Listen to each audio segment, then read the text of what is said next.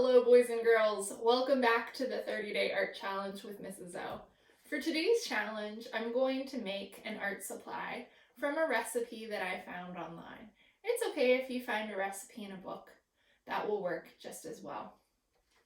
The recipe I located showed how to create your own paper-based clay. So this is a recycled process and it requires that you have shredded paper. It can be shredded documents that are no longer needed, newspapers, etc. If you don't have a paper shredder at home, you could always just cut up the bits of newspaper into small pieces like you would if you're going to make paper mache. So for this, you will need some type of shredded up paper, salt, flour, and you'll need some warm water. In the video I watched, they used hot water that had been boiled. If you choose to do that, make sure you have a parent or guardian's help with boiling and preparing the water. Or you could just use warm water from your faucet. That's what I chose to use. The hot water works slightly better because it helps to break down the fibers more in the paper, but warm water should work just as well. You'll want to soak the bits of shredded paper in water in some type of container. I'm using a plastic tub for this process. Make sure the water is slightly above the level of the paper so that it can completely absorb into the paper. Okay. You may choose to leave it sit for several hours, or you may choose to leave it sit overnight. I've left mine for about 5 hours. So we'll see how this works. If you find that you like this technique, you may want to try adjusting the length of time that you leave it soaking in the water to see if that changes the consistency. So what I'm going to do now is something that you'll definitely have to have help with. I'm going to blend up the bits of paper with the water in this blender. Now, if you have a handheld blender, that might work better. I don't have one, and I wish I had an older blender, not my nice new one, but I'm gonna go ahead and give it a try. It'll be fine after I wash it, right?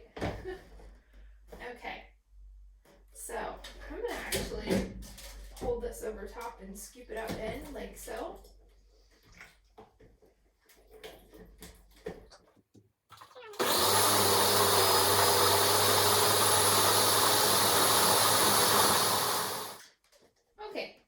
Now that I've got this all ground up, I'm going to go ahead and pour it back into the tub. Got my spatula ready to make the process a bit easier.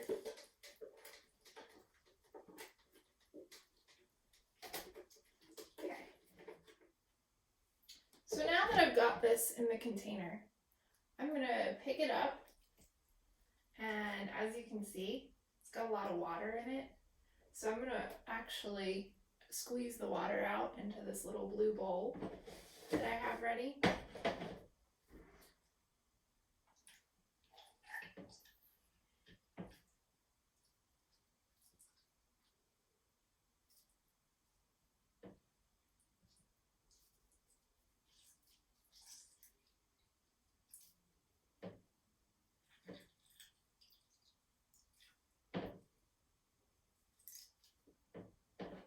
You can see quite a bit of water came out just from that small little scoop that I had in my hands.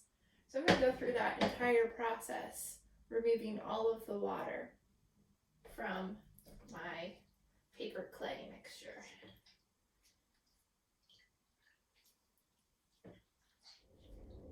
Okay, so as you can see here, boys and girls, I finished squeezing the water out of the newspaper, and it almost filled this entire bowl. So you want to make sure that if you're working with a larger consistency than this, that you have a larger bowl, or that you're near a sink so you can empty the water. Okay? This is the amount of paper that was left, and if you find any bits that haven't been blended up well, as you're squeezing out the water, feel free to pick through those and get it down to a good consistency.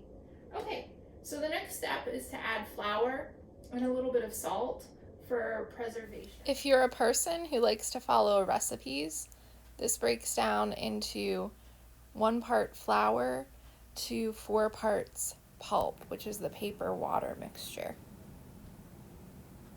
I want to kind of do this by feeling if it changes the consistency and if you like it.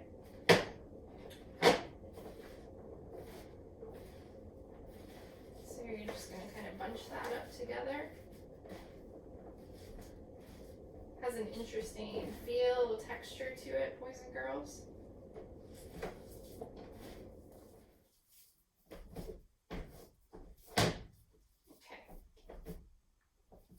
Has a pretty good consistency to it, feels pretty firm. I'm going to add a little bit of salt to it just to help preserve it. Just a little sprinkle. Kind of work that in. Almost like you were kneading dough for bread.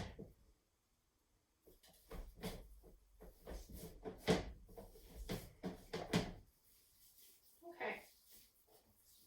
So this feels pretty good.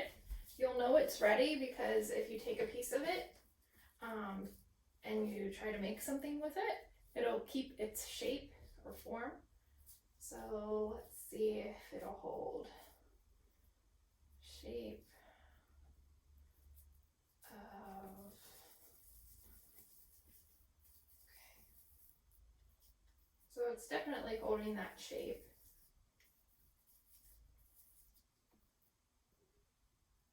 I could get creative and maybe try to sculpt a person with it, or an animal, or maybe even a flower.